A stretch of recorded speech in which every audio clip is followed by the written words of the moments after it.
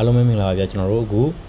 Python ရဲ့ inheritance ဆိုတဲ့သင်ခန်းစာကိုဆက်ပြီးတော့လေ့လာသွားမယ်အဲ့တော့ inheritance မှာပေါ့နော်အဓိကအားဖြင့်တော့ကျွန်တော်အလွယ်တကူပြောရရင်ဒါ class မျိုးစားတွေပေါ့နော်အဲ့တော့မူရင်း class base class ကြီးနဲ့ကျွန်တော်တို့အဲ့ရနေထပ်ပြီးဆင်းသက်လာတဲ့ derivative class ပေါ့နော်အလွယ်အဲ့တော့ဒီ programming နဲ့ပြင်မှာတော့သူတို့ကို parent class နဲ့ child class လို့ခေါ်တာပေါ့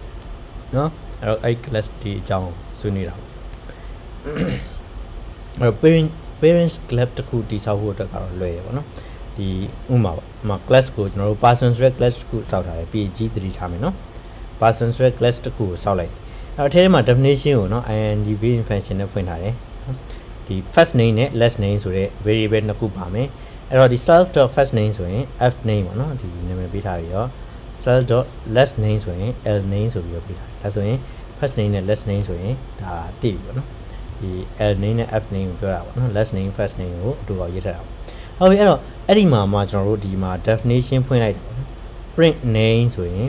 ဗါလဲ self ကိုယူသုံးထားတဲ့အတွက် print self.first name self.last name ကို print ထုတ်ပေးအဲ့တော့ဒီမှာ example person ဒီ John plus no sorry John Doe ဆိုရင်မလုပ်နဲ့ John Doe ပဲထွက်လာမှာပေါ့နော်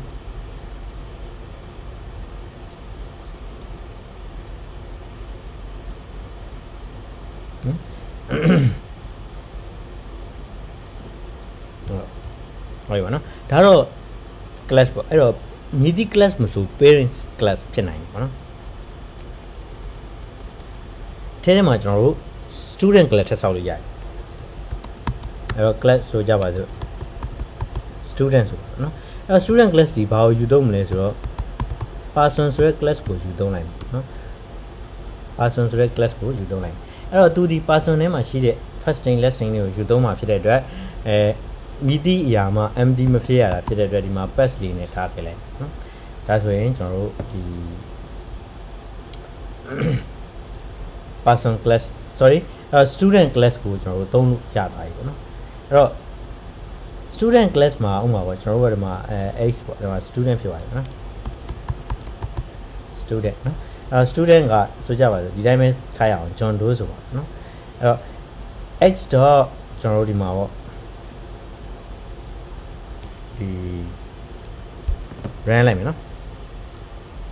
မစီရသေးရင်စီရမယ်ပြီးမှ run မယ်နော်ဒါဆိုရင်လည်းဒါပဲထွက်မှာပေါ့နော်အဲ့တော့ဆိုလိုချင်တာက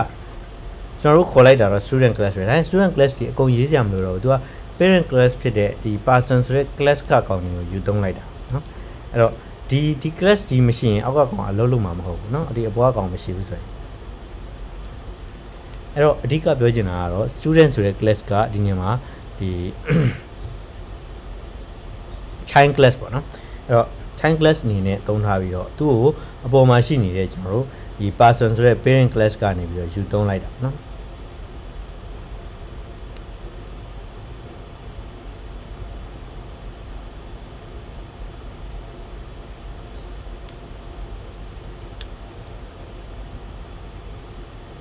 နော်အဲ့တော့ person ဆိုတဲ့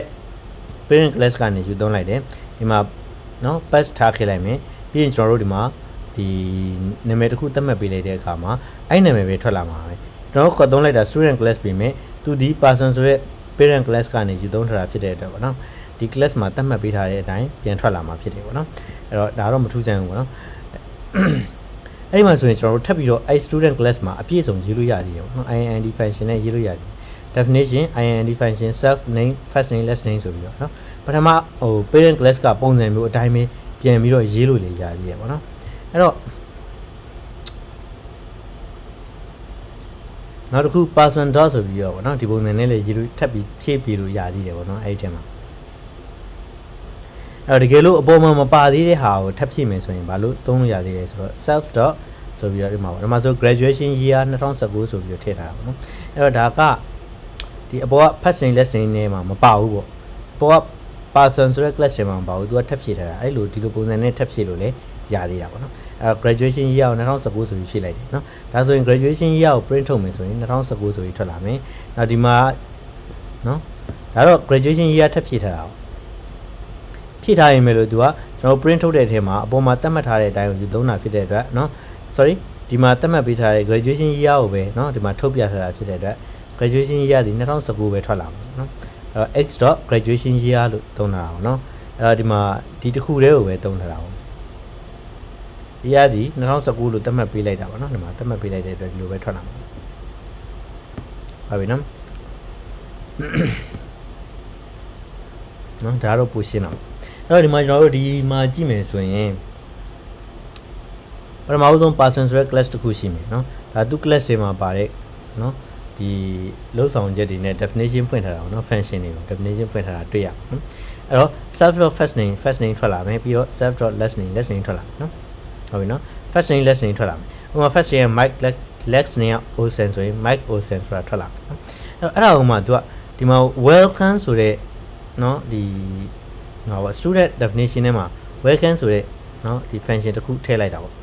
အဲ့တော့အဲ့မှာသူကအပေါ်မှာမပါသေးတဲ့ graduation year ကိုထပ်တိုးထားတာဟုတ်ပြီနော်အဲ့တော့ပြီးသွားတဲ့အခါမှာသူကဒီမှာ print လုပ်ထားတဲ့နေရာမှာပြောင်းထားတယ် welcome ဆိုတဲ့ string လေးကိုရှေ့မှာအရင်ခံထားတယ်နော်ပြီးတော့မှ self first name ပေါ့ဟိုမှာ first name ကဒီနေရာမှာ Mike နော် last name က Olsen ပေါ့နော်ပြီးတော့ကျွန်တော်တို့ဒီမှာဒီ to the class of ဆိုတဲ့ string တစ်ခုပေါ့နော်အဲ့တော့တစ်ခုနဲ့တစ်ခုကြားထဲမှာ comma တွေခြားထားတာကိုမေးတယ်နော်နောက်တစ်ခုကကျွန်တော်တို့နောက်မှာ graduation year ထွက်စီတာဟုတ်ပြီနော်အဲ့တော့ဒီအကြောင်းအရာကျွန်တော်တို့ဒီမှာ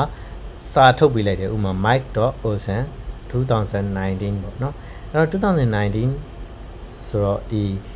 2019ဒီဘယ်မှာဝင်သွားမလဲ graduation year နဲ့မှာဝင်မယ်နော် olsen ဒီ last name နဲ့မှာဝင်မယ် mike ဒီ first name နဲ့မှာဝင်မယ်အဲ့တော့ welcome mike olsen to the class of 2019ဆိုပြီးတော့ထွက်မယ်နောက်မှာ full stop မပါဘူးနော်သူသတ်မှတ်ထားတဲ့အထဲမှာမပါတဲ့အတွက်မပါတာပေါ့နော်အဲ့တော့ကျွန်တော် welcome ဆိုတဲ့ဒီ function ကို x ဆိုတဲ့ဒီ variable နဲ့တွဲပြီးထုတ်လိုက်တဲ့အခါဒီလိုထွက်လာမှာနော် welcome Mike Olsen to the class of 2019ဆိုပြီးတော့ထွက်လာမှာပေါ့နော်အများကြီးထူးဆန်းတာတော့မဟုတ်ဘူးပေါ့နော်အဲ့တော့ဒါကတော့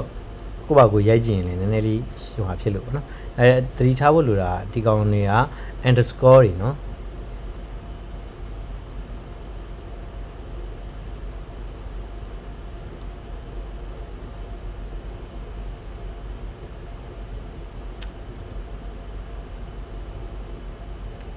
ဟုတ်ပြီကျွန်တော်ဒီသင်ခန်းစာတော့ဒီလောက်ပဲပေါ့နော်အဲ့တော့နောက်ထပ်သင်ခန်းစာမှာကျွန်တော်တို့ဒီ iterator ပေါ့နော်အဲ့တော့ဒီကောင်တွေကိုဆက်ပြီးတော့ဆွေးနွေးတာမှာဖြစ်ပါတယ်အားလုံးပဲ thank you ပါ